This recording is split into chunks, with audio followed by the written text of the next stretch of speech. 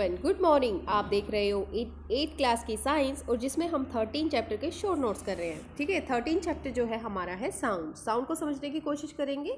चलिए, जो एनसीईआरटी की बुक है उसमें से इंपॉर्टेंट पॉइंट्स को हम कर लेते हैं। आपने देखा होगा कि जब आप छोटे थे, हाइड एंड सीक गेम खेलते थे तो एक बंदा बाकी सब छुपे हुए को ढूंढ लेता था।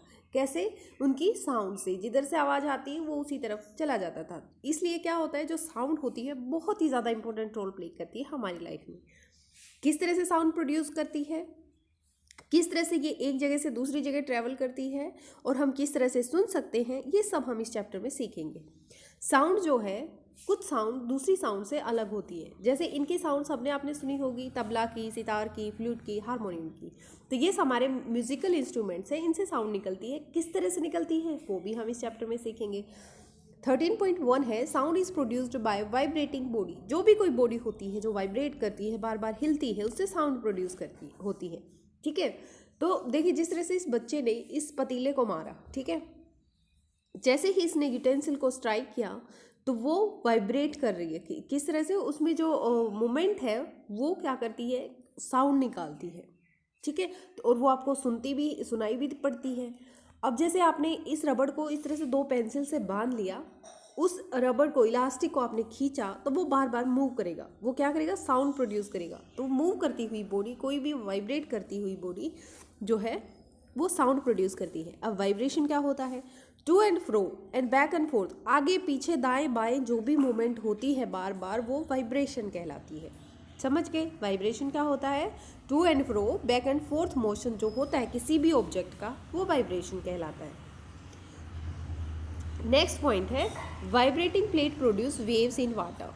जैसे ही आप किसी थाली में, बर्तन में आप डाल दोगे पानी और उसको मारोगे, चम्मच से हिलाओगे उस प्लेट को, तो क्या होगा? आवाज़ निकलेगी। वो किस तरह से? वो पानी डालने से आपको पता चल जाएगा कि कुछ वाइब्रेट कर रहा है, इसके मूवमेंट्स हो रही है। ठीक है, वाइब्रेटिंग ऑब्जेक्ट्स क्या करते हैं? साउंड प्रोड्यूस करते हैं। हर एग्जाम्पल में आपको यही समझाने की कोशिश की गई है कि जो वाइब्रेटिंग ऑब्जेक्ट्स होते हैं वो साउंड प्रोड्यूस करते हैं।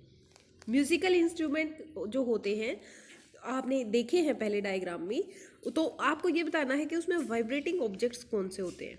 ठीक है, यहाँ पे एक लिस्ट बना के दे दी आपको एनसीईआरटी की बुक में। जैसे वीणा है तो हम उसकी स्ट्रेच करते हैं स्ट्रिंग को। ठीक है, तबला है, उसके मेम्ब्रेन बंधी होती है ना, एक जो एक साइड में कुछ भी इलास्टिक बना होता है या मेम्ब्रेन होती है, तो वो क्या करती है, उसको जब हम स्ट्रेच करते हैं या उसको पीटते हैं तो वो मेम्ब्रेन हिलती है, जिसकी वजह से साउंड प्रोड्यूस होती है। फ्लूट में एयर कॉलम की वजह से साउंड प्रोड्यूस होती है। तो बाकी के जो इंस्ट्रूमेंट्स होते हैं, म्यूजिकल इंस्ट्रूमेंट, उनको आपने लिखना है इसमें, और उसमें ये भी लिखना है साथ में कि कौन सा पार्ट होता है जो साउंड प्रोड्यूस करता है वाइब्रेट करके। ठीक है, अब जैसे देखिए ये मंजीरा है, कुछ ऐसे इंस्ट्रूमेंट हैं जो साउंड प्रोड्यूस करते हैं। जैसे मंजीरा है, उसमें क्या वाइब्रेट होता है बार बार। ठीक है, ये एक बच्चा है, उसने 6 से 8 बॉल्स लिए हैं और उनको बार बार पानी से अलग अलग लेवल में भर के उनको मारना शुरू किया है, तो उनकी जो साउंड प्रोड्यूस होगी वो भी अलग अलग होगी। यहाँ पे देखिए, ये वाले ग्लास में थोड़ा सा कम पानी है, फिर लेवल बढ़ा दिया, फिर थोड़ा सा और बढ़ा दिया, फिर थोड़ा सा और बढ़ा दिया, और फिर ये लगभग भरने से थोड़ा सा कम है। तो इस तरह से जब भी ये बच्चा स्ट्राइक करेगा इनको, तो इनकी साउंड जो है अलग अलग निकलेगी। ठीक है, तो ये आपको समझाने के लिए दिया हुआ है यहाँ पे। उसके बाद आता है पहेली, कहती है when we speak does any part of our body vibrate. जब हम बोलते हैं तो क्या हमारी बॉडी का भी कोई पार्ट वाइब्रेट करता है? आपके दिमाग में भी ज़रूर ये आया होगा, है ना। तो साउंड जो प्रोड्यूस होती है ह्यूमन में, वो किस तरह से होती है 13.2 में देखेंगे। Put your hand on your throat as shown in figure. आप अपने गले पर अपना हाथ रखो। क्या आपको कुछ वाइब्रेशन फील होती है? बिल्कुल होती होगी, क्योंकि जो हमारी साउंड प्रोड्यूस होती है वो वॉइस बॉक्स से, लैरिंग्स से प्रोड्यूस होती है। ठीक है, हमारे गले में क्या है? वॉइस बॉक्स है, जिसे क्या बोलते हैं? लैरिंग्स बोलते हैं। जब आप इसे हाथ लगा के महसूस करते हो तो आपको ये हार्ड बम्प महसूस होता है। जो ये पार्ट होता है बॉडी का, इसको वॉइस बॉक्स कहते हैं, क्योंकि इसके वाइब्रेट होने से वॉइस निकलती है। जो इसका अपर एंड है उसे विंड पाइप कहते हैं। ठीक है, ये 2 वोकल कॉर्ड्स होते हैं। ठीक है, वो स्ट्रेच्ड होते हैं इस वॉइस बॉक्स के साइड में। ये भी आपको डायग्राम में अभी दिखाई देगा। अब जो लैरिंग्स है या वॉइस बॉक्स है, इसके साइड में क्या है? 2 वोकल कॉर्ड है, ये इस तरह से अटैच होते हैं कि एक बहुत ही पतली स्लिट बन जाती है, पैसेज बन जाता है, जैसे दरार होती है ना वैसे बन जाता है।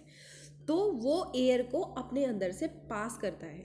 ठीक है, अब जैसे देखिए, जैसे आप इस तरह से हाथ लगाओगे तो आपको ये महसूस होगा, समझ रहे हो, इस तरह से। और दूसरी तरफ जब ये वॉइस, ये लैरिंग्स है, इसको ये क्या इन्होंने घेरा हुआ है दोनों तरफ से वोकल कॉर्ड से। किसने घेरा हुआ है? वोकल कॉर्ड ने। और ये वोकल कॉर्ड यहाँ पे एक स्लिट बनाती है जिसकी वजह से आसानी से एयर निकल जाती है ना।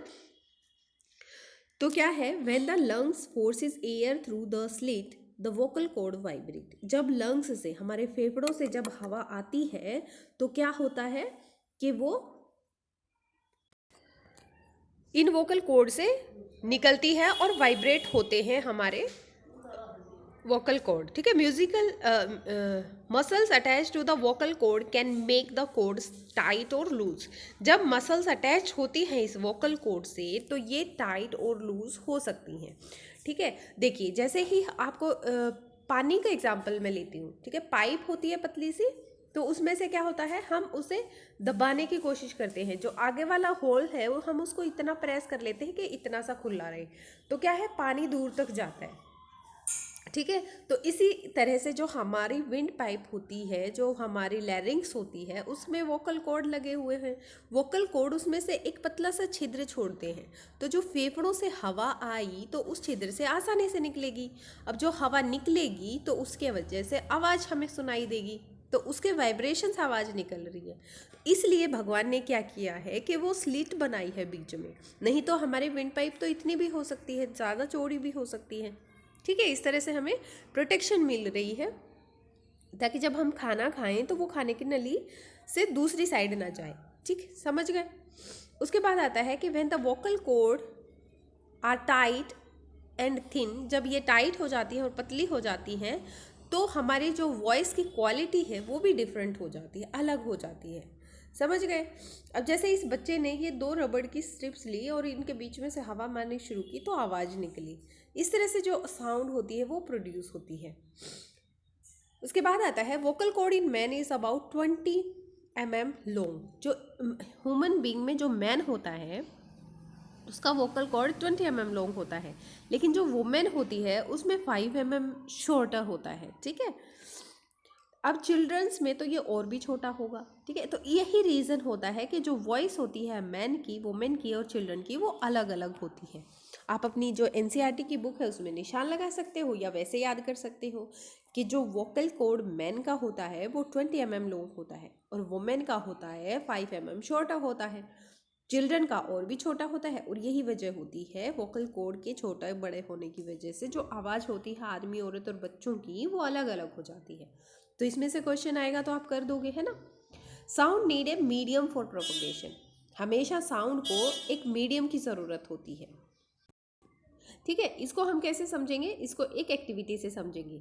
जैसे हम छोटे थे तो क्या करते थे, ग्लास को मुंह के आगे लगा के उसमें बोलने की कोशिश करते थे, तो अंदर ही अंदर घुट जाती थी आवाज़, क्योंकि उसमें वैक्यूम बन जाता था, है ना, हवा तो सारी गायब हो जाती थी। अब क्या होता है, indeed if you had been able to suck all the air in the tumbler. इसी तरह से जैसे ग्लास है या टम्बलर है, अगर आप उसमें से सारी एयर सक कर जाते हो, निकाल देते हो वहाँ से, तो साउंड स्टॉप हो जाएगी कंप्लीटली। समझ गए, क्योंकि साउंड को मीडियम की ज़रूरत होती है, गैसियस मीडियम की ज़रूरत होती है या लिक्विड की या फिर वाटर की। वाटर में से भी साउंड ट्रैवल करती है। Actually sound need a medium to travel. ठीक है, इन शॉर्ट आपको पता चल गया कि साउंड को ट्रैवल करने के लिए मीडियम की ज़रूरत होती है, मतलब वो वैक्यूम में से ट्रैवल नहीं करेगा। Air has been removed completely from a vessel. जो वेसल है उसमें से ट्रैवल नहीं कर रही क्योंकि उसमें से एयर को बिल्कुल रिमूव कर दिया गया, और जहाँ से एयर निकाल दी जाती है उसे बोलते हैं vacuum. Sound can not travel through vacuum. यही बात यहाँ पे लिखी हुई है कि साउंड जो है वो वैक्यूम से ट्रैवल नहीं करेगी। अब ये बच्चा है, इसने क्या किया, पानी में हाथ डाल के अंदर ये जो घंटी है वो बजानी शुरू की और सुनने की कोशिश की, तो ये जो है वो ट्रैवल तो कर रही है साउंड, है ना। इसी तरह से पहेली कहती है, ओ that's how whales and dolphin might be communicating under water. तो पहेली ने सोचा कि इसी तरह से जो वेल्स होती है या डॉल्फिन होती है वो पानी के अंदर कम्युनिकेट करती हैं, ठीक है, क्योंकि वो पानी में रहती हैं तो एक दूसरे से बात करना तो उन्हें ज़रूरी है ना उनके लिए। तो इस तरह से पहेली ने ये कंक्लूजन निकाला।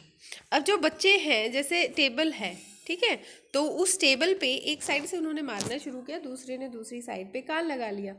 We find that sound can travel through wood और मेटल। तो हमने पता लगाया इस तरह से कि जो साउंड होती है वो वुड और मेटल से भी ट्रैवल करती है। In fact sound can travel through any solid. Sound किसी भी सॉलिड से ट्रैवल कर सकती है। लिक्विड का भी हमने पढ़ लिया और वैक्यूम का भी पढ़ लिया, और उससे क्लियर हो गया कि वैक्यूम में ट्रैवल नहीं करती, एयर में ट्रैवल करती है। उसके बाद सॉलिड से भी ट्रैवल करती है, और लिक्विड का भी पता चल गया हमें, लिक्विड से भी ट्रैवल करती है। तो इस तरह से ये कुछ एक्सपेरिमेंट हैं जिससे आपको पता चल जाएगा कि साउंड कहाँ से कहाँ ट्रैवल करती है। अब बात ये है कि we hear sound through our ears. हमारे कानों से हम साउंड को सुनते हैं। क्या मैकेनिज्म होता है? आपकी क्लास में दिया हुआ है, shape of outer part of the year is called funnel, ठीक है, इज लाइक फनल। जो हमारे कान का बाहरी जो बनावट होती है वो फनल की तरह होती है। फनल होती है ना इस तरह से, है ना, उसमें से ऑयल डालते हैं यहाँ पे, तो ये फनल शेप है। It travel down a canal at the end of which a thin membrane is stretched tightly.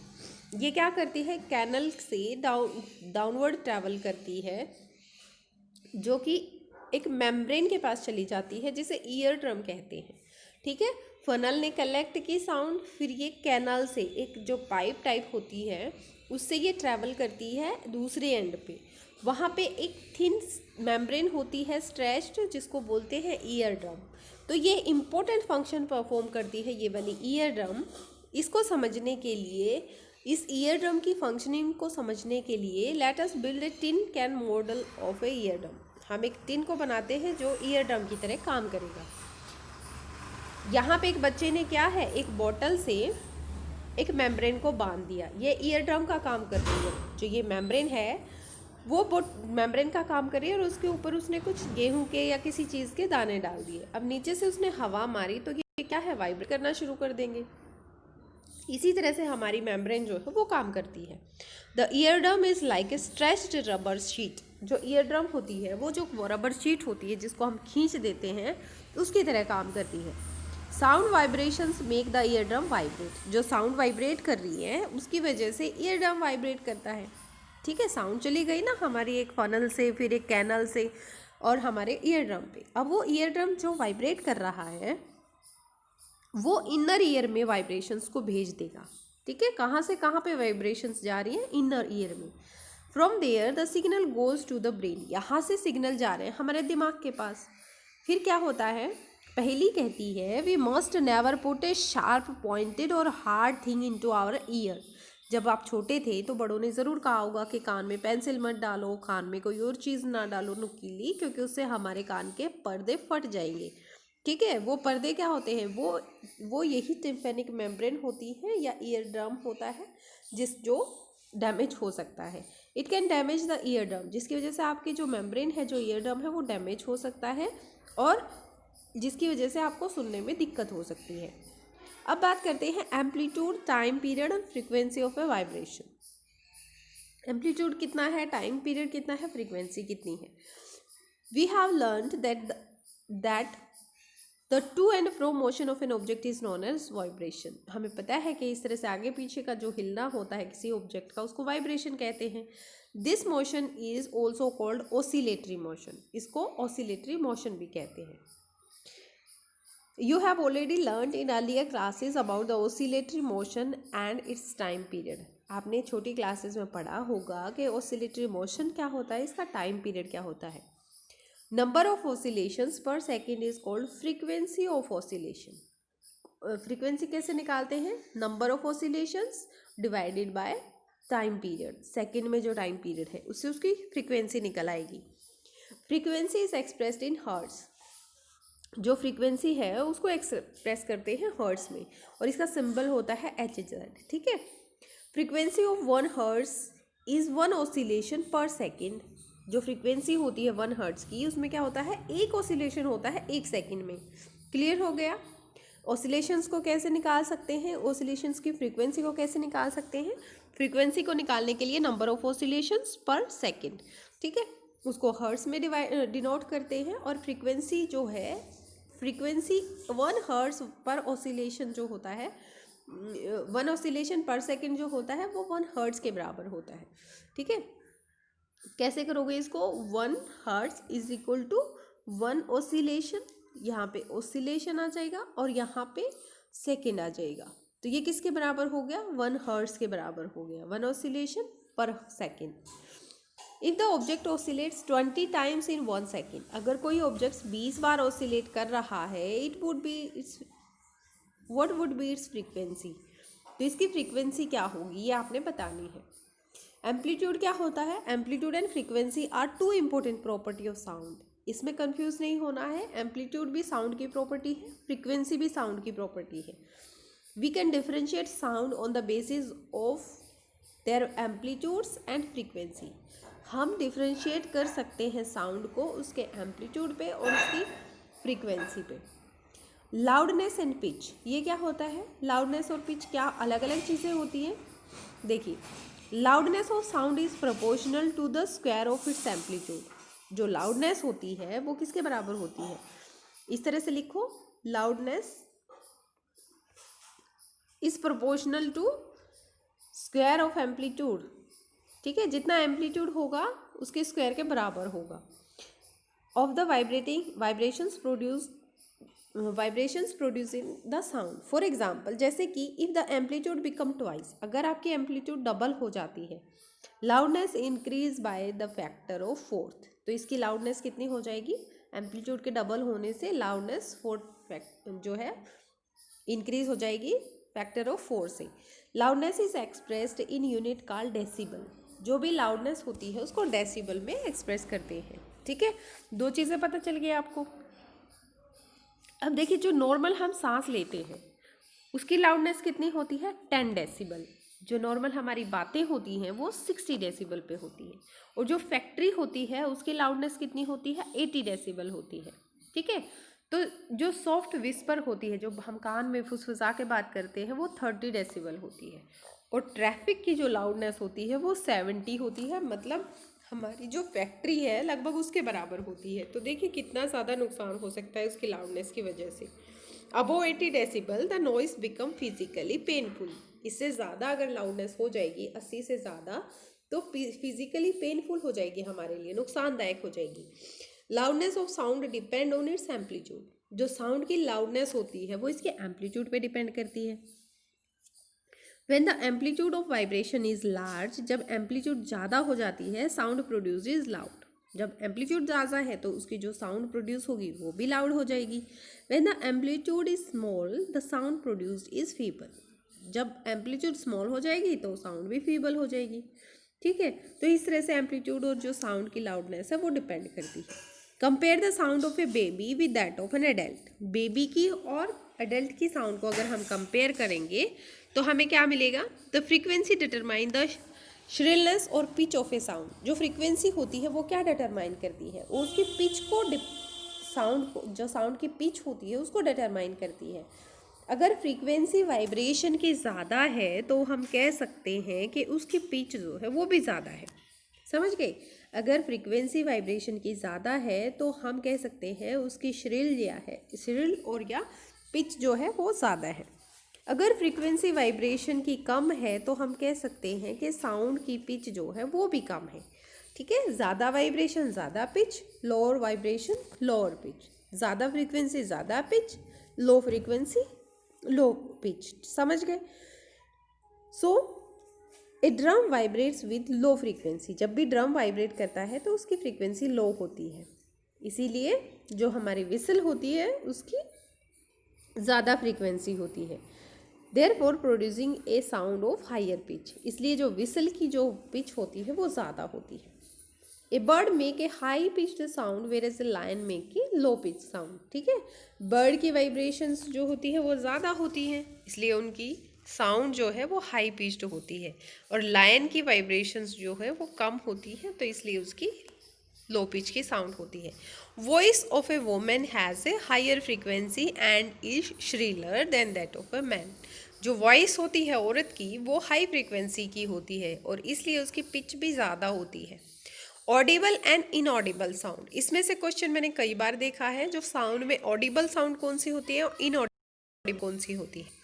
देखिए, जो साउंड है frequency less than about 20 vibrations पर सेकेंड या फिर 20 हर्ट्ज कह सकते हो, है ना, can not be detected by human ear.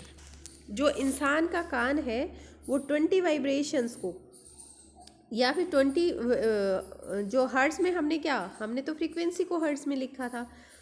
20 vibrations पर सेकेंड मतलब ये इसकी फ्रीक्वेंसी बता रहा है। अगर फ्रीक्वेंसी 20 वाइब्रेशंस की है तो हमारा कान उसको डिटेक्ट नहीं कर सकता, इंसान का कान, ठीक है, हम नहीं सुन सकते। ऐसी साउंड इनऑडिबल होती है। On the higher side, sound of frequency is higher than about 20,000 vibrations per second या 20 kilohertz are also not audible to human ear। हम 20 हर्ट्ज से 20,000 हर्ट्ज तक की साउंड को नहीं सुन सकते, या कह सकते हो 20 हर्ट्ज से 20 किलो हर्ट्ज तक की साउंड को हम नहीं सुन सकते, ठीक है। जो इंसान का कान है वो 20 to 20,000 हर्ट्ज के बीच में ही सुन सकता है, ना तो इससे कम सुन सकता ना ही इससे ज़्यादा सुन सकता, ठीक है। Some animals can hear sound of frequencies higher than 20,000 hertz, dog have this ability. तो जो 20,000 हर्ट्ज से ज़्यादा की जो साउंड सुन सकते हैं, है ना, तो वो कौन सुन सकते हैं, जैसे डॉग है वो सुन सकते हैं। तो पुलिस क्या करती है, ऐसे हाई फ्रीक्वेंसी की विसल्स को यूज़ करती है जिससे डॉग पहचान लेते हैं, इंसान नहीं पहचानते। अल्ट्रासाउंड इक्विपमेंट होते हैं, ये क्वेश्चन आया था एक बार कि जो डॉक्टर्स होते हैं वो साउंड जो यूज़ करते हैं इक्विपमेंट में वो कितनी होती है, तो वो फ्रीक्वेंसी हायर देन 20,000 हर्ट्ज होती है या 20 किलो हर्ट्ज होती है, ठीक है। तो इसको हम नहीं सुन सकते हैं, इंसान नहीं सुन सकते हैं। Now noise and music, music और नॉइस में क्या होता है, जो अनप्लीजेंट साउंड है, जो हमें पसंद नहीं है, वो तो हमारे लिए कलह ही होगी ना, जो चीज़ कोई भी है। तो नॉइस वो होती है जो हमें अनप्लीज करती है, जो हमें परेशान करती है। म्यूज़िकल साउंड हमें परेशान नहीं करती, वो चाहे कितने ही साउंड पे कितने ही ज़्यादा हो, उसको भी हम इंजॉय करते हैं, है ना। नॉइस पोल्यूशन क्या होता है, presence of unwanted gases and particles of air is called air pollution. जो अनवांटेड गैसेस होती है या पार्टिकल्स होते हैं उसको एयर पोल्यूशन कहते हैं, ठीक है। उसके बाद